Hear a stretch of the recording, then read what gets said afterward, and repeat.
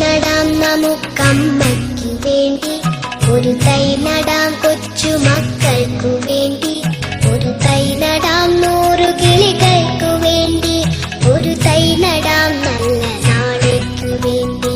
ഒരു തൈ നടാം നമുക്കമ്മയ്ക്കു വേണ്ടി, ഒരു തൈ നടാം കൊച്ചുമക്കൾക്കു വേണ്ടി, ഒരു തൈ നടാം 100 കിളികൾക്കു വേണ്ടി, ഒരു തൈ നടാം നല്ല നാളേക്കു വേണ്ടി.